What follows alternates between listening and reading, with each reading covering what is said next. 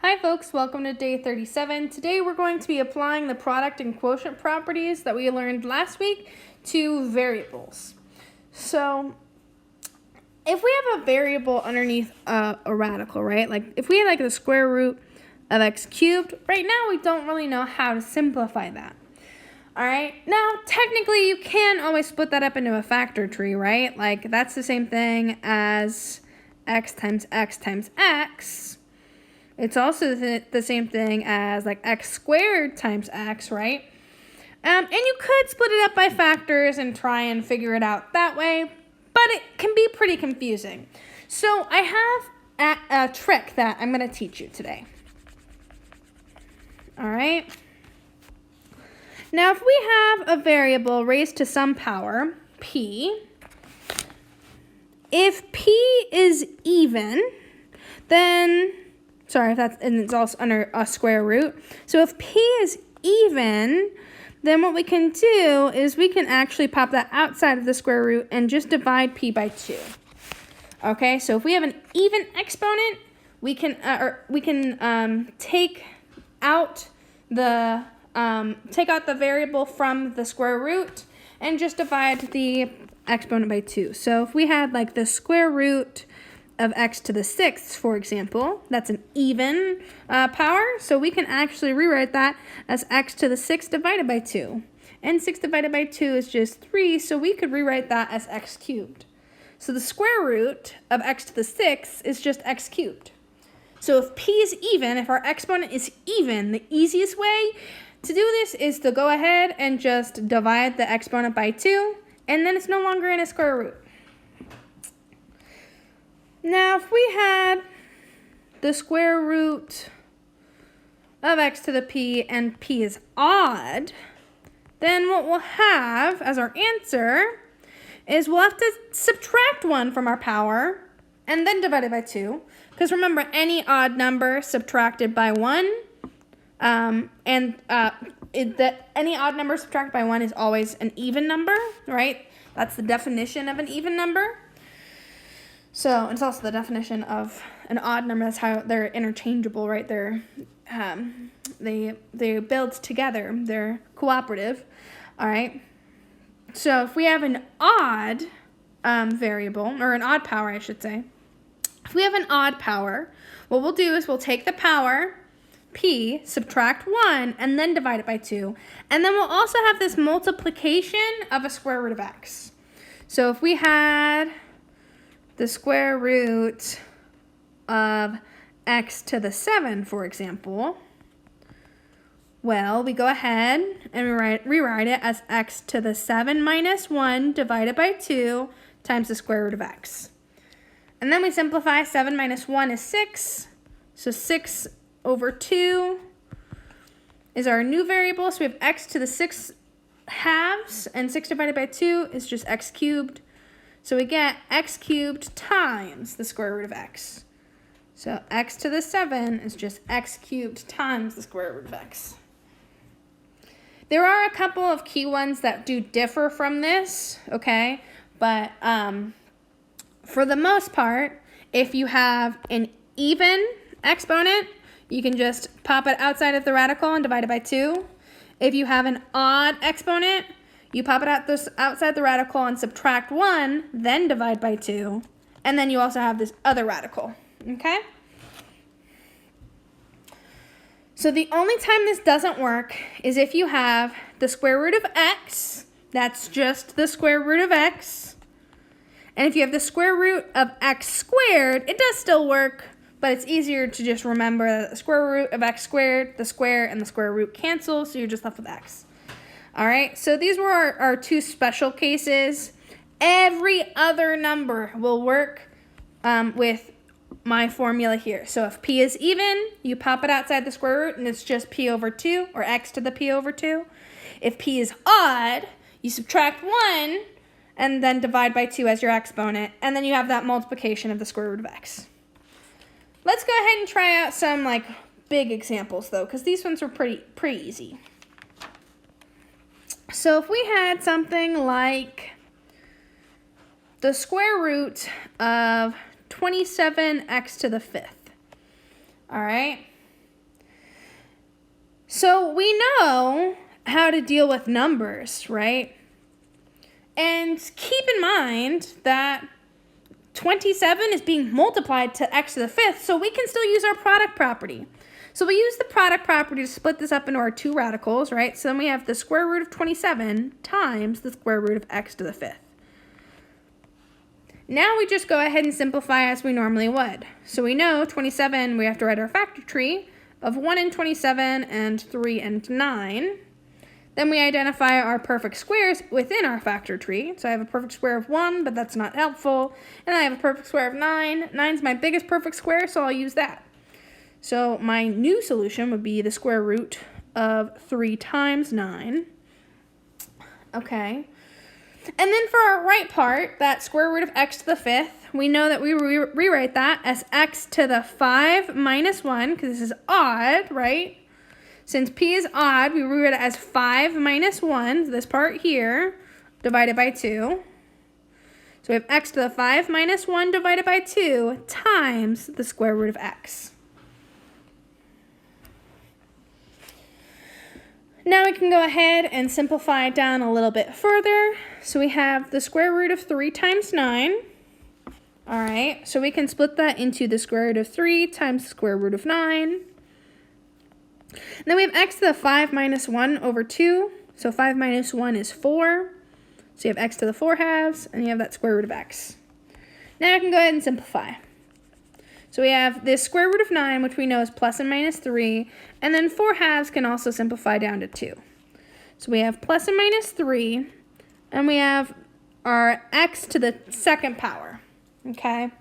Now I write those first because this is now our coefficient, right? This is now our term in front of the radical. Because whenever you're simplifying, you always want to have one radical. So right now we have 2. So we have the square root of 3 and the square root of x. All right, so we took our square root of 9, made it into a plus and minus 3, and then we took our x to the 4 halves and simplified it down to an x squared.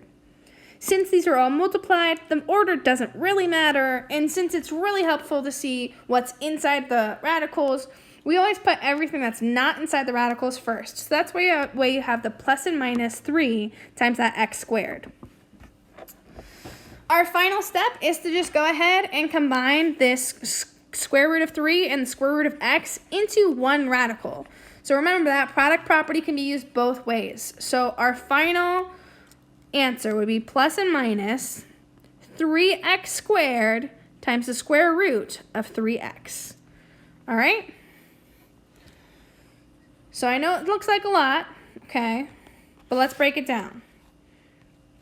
We started with first just using our product property to split it up into our two radicals, square root of 27, square root of x to the 5th. Then we simplified our square root of 27 using our factor tree, and we simplified our square root of x to the 5th using that little formula trick I just taught you about odd and even powers. After we did that, we went ahead and split our square root, right, that simplification of square root of 27, we split that into two different square roots, so then that's how we got that square root of 3 times the square root of 9. We simplified down our x on the outside, and then we simplified our square root of 9 with our x on the outside to get plus and minus 3x squared, and then we combined our two radicals into one radical to get the square root of 3x. All right? So it is a lot of steps, but I will tell you, using my odd and even trick here, this is going to be really, really useful for you, okay? This is going to make it a lot, just a lot easier for you to try out these problems, all right? I'm going to go ahead and do one more, just because I think that would be helpful for you. So if we have the square root of 16x to the 5th over x to the 8. So this is a quotient property problem. Ooh, that was a tongue twister. All right, so we know with our quotient property, we're going to go ahead and split this into our numerator versus our denominator. Right, so we have square root of 16x to the 5th on the top, and we have the square root of x to the 8 on the bottom. Then we simplify our numerator and our denominator. So on the top, we're going to get the square root of 16 times the square root of x to the 5th over the square root of x to the 8. Okay. So we know the square root of 16 is a perfect square, and that's just equal to plus and minus 4. So we have plus and minus 4. And then, so we have our square root of x to the 5th. Because this is an odd power, we know that I'm going to have an x to the 5 minus 1 over 2 on the outside times a square root of x on the inside, okay? So that's our numerator. And then our denominator, we have the square root of x to the 8. 8 is an even number, so on the bottom we just have x to the 8 divided by 2. Now we can go ahead and simplify. So this 5 minus 1 gives us 4. 4 divided by 2 gets us 2. So we have plus and minus 4x squared times the square root of x on the top. And on the bottom, we have x to the 8 halves. 8 halves, or 8 divided by 2, is the same thing as 4. Now we have just one more step here, because we have x's on the top and on the bottom, right? The one inside the radical we don't care about too much, but since these two, the x squared and the x to the 4th, those are on the outside of radicals, so they are a little bit more important to us. So we simplify either by remembering our properties of exponents, right? X squared over x to the 4th is x to the 2 minus 4. 2 minus 4 is x to the negative 2, which is 1 over x squared, right? So that's one of the ways you can know that you have to simplify it, and that's how you simplify it. The other way is that x squared is just x times x. X to the 4th is just x times x times x times x. So 2 of the ones on top will cancel. 2 of the x's on top cancel 2 of the x's on bottom, and you're left with 1 over x squared. It's really important. Some of you are writing x times x as 2x. 2x is 2 times x, not x times x. All right, so I just want to make that clarifying note, since I have seen that in some homeworks and some quizzes. All right. So anyway, we know that we're going to have an x squared on the bottom and no x's on top other than that square root. So I'm left with, as my final answer, I have plus and minus 4 times the square root of x divided by x squared. All right? So the biggest takeaway from today is this simplification, which all depends on whether or not your power is even. If it's even, you just divide the power by 2, and it's all outside the radical. If it's odd, you subtract it by 1, then divide by 2, and then you have this square root of x being multiplied to it. All right?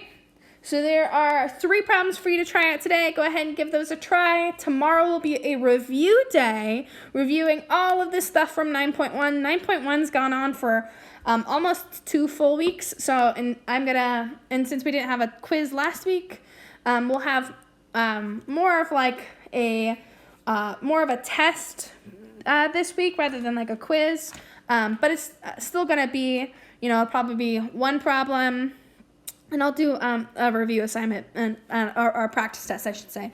But it'll just be 1 problem on, it'll be similar to 1 problem on product property, 1 problem on quotient property, and then probably 1 of each involving the odd and even exponents of variables, okay?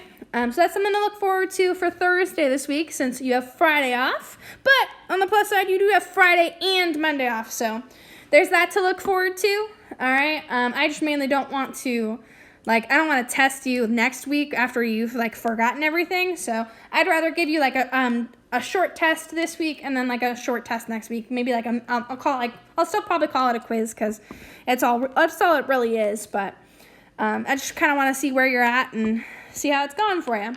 All right, so that's all I got for you today. Go ahead and try out those 3 problems, and thanks for watching.